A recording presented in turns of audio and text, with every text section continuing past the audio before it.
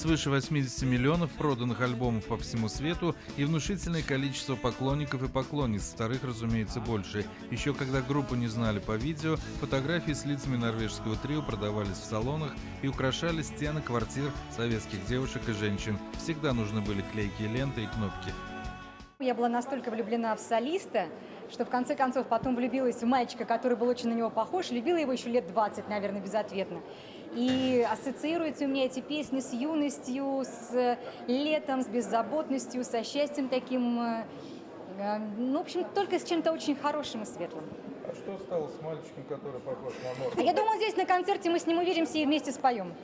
Публика занимала места согласно купольным билетам и неторопливо дефилировала по холлу. Концерты мегазвезд вовремя никогда не начинаются, а вот хорошо это или плохо – совсем другая история. Сейчас есть и особая часть стиля современной жизни, как выход в свет. Это было еще в детстве.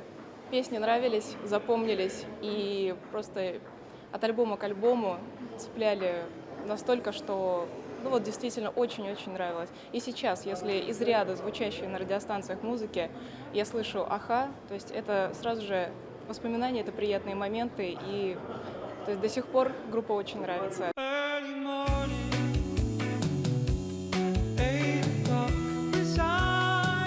Песни романтичные, стремительные, рисующие воображение от соприкосновения с величественной природой, красотами фьордов, океанов, холмов и рек, или погружающий в каменные джунгли городов-мегаполисов, или специально срежиссированный и выдуманный мир.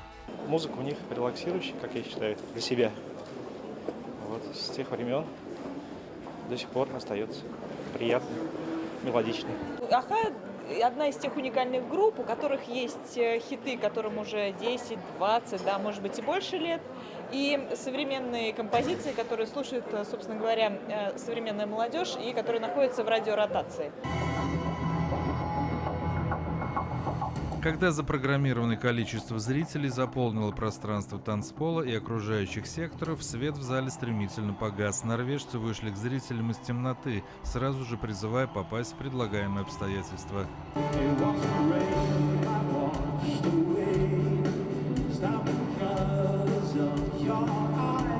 Мортен Харкет, Магни Фурульхолмен и Пол Воктер Совой на сцене интеллигентно и сдержанно, никаких эскапад, присущих дедушкам хард-рока и титанам сцены. Впрочем, титанами их тоже не назовешь. Время словно иногда и не подвластно музыкантам, проповедующим здоровый образ жизни.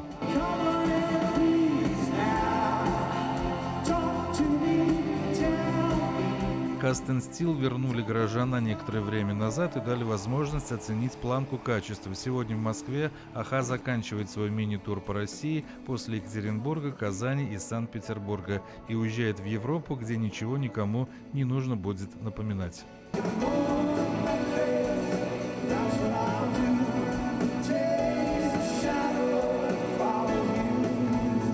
Дмитрий Пивоваров, Роман Фенин, Эфир 24.